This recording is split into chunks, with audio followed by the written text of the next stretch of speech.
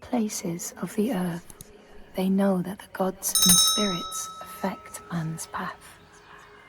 All the misfortune that befalls man lies at their feet.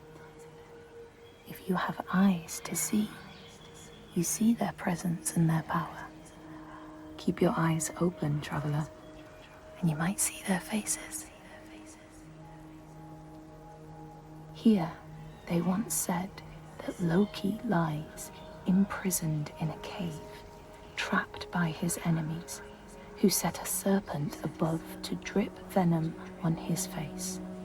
His wife, Sigyn, sits beside to catch the venom in a bowl, but when she must leave to empty it, the poison falls unabated.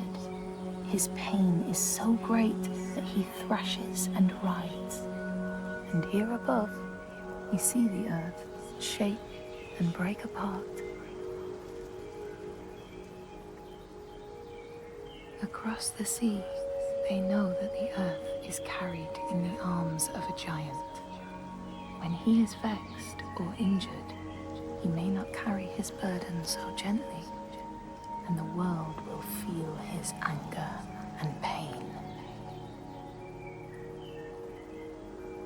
In a land far away, they say the winds are trapped inside the earth. They try always to make their escape, and they buffet and beat on the walls of their prison, causing the earth to quiver.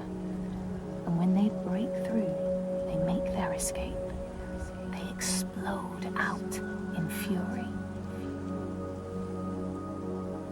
In the lands of your birth, people live hidden too, in the hills and stones.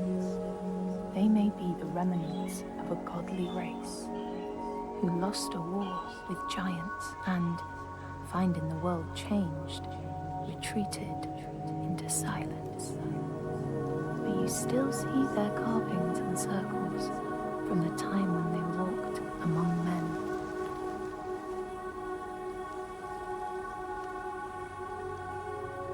Here they know that if times are harsh, you may ask of the hidden folk to share their bounty. And if you are strong and wise and good, they may hear your plea and send you aid. But if you are not, or if you do not respect the strictures they lay down, you might have your strife doubled.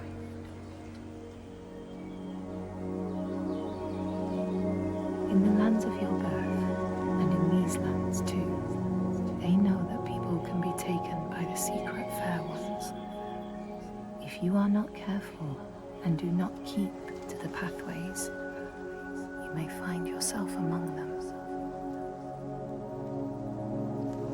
In a land to the east, they know that when a traveler finds themselves lost, it is the fault of the Vadadash, who wait at the crossroads to trick souls passing by. The only remedy is to let your horse lead you home, because beasts have no souls. But if you have no horse, your soul is lost forever.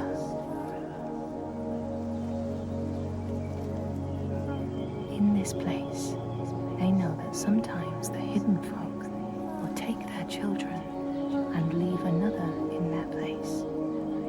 These children may look the same as their own, but will be dazed and far away, or ill-tempered.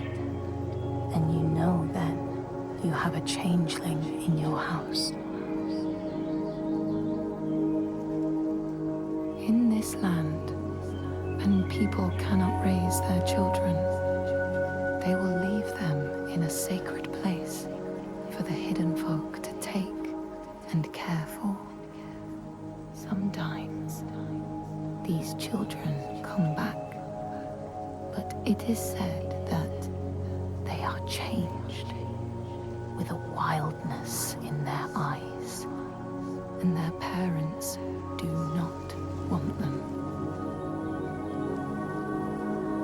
These people know that children who have died uncared for can return as small ghosts clad in fluttering rags. When there are storms, they may cry as they did when they were human, and will look for their mothers until they find them, and never leave them again. In this land, you may catch sight of the Landdisasteinar, the spirits who embody the sacred places, the rivers and rocks. Do you see the Lady of the Mountain, the Fiak Kunan, who bathes in the waterfall and lets the drops fall on her shoulders? In the heart of the Northlands, they know the storms are born of the Oshkuredi, the hunt of Odin. The huntsmen ride horses with eyes of fire. Their weapons clash like thunder, and it is best to hide inside, lest your spirit be called to join them. In your lands, traveller, they know that the Kailif, the hag of winter, is the one who hurls sleet and snow upon the land. She lives in a sea rock and rules the waves of the roiling winter ocean with her blackthorn staff.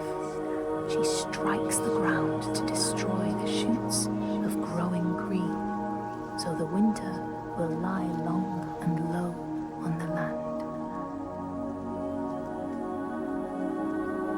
These people know that the sea god, Ran, sets out nets to trap sailors and drag them to her world. She sends the waves, her daughters, to wreck boats so she will have more men to take. And jealously, she pulls them down beneath the water. People here speak of warriors who can transform themselves into bears when they are enraged. Their skin becomes hide so thick no sword or spear can break it. When King Hrolfr fought Skald, many people saw a great bear fighting beside him, who killed more men with its paw than any 5 soldiers. Men here will tell of how Jarl Hakon worshipped the giant Thorgerða and sought her aid in the middle of battle when the tide was turning against him. Fleeing to an island, he pleaded with her for aid. She demanded a sacrifice. She rejected all of his offerings until he, at last, killed his own son in sacrifice. Thorgerða gave aid, and Hakon's enemies saw the giants striding amongst the ships, arrows flying from every finger and never missing their mark. Their morale was sapped, and Hakon won his battle.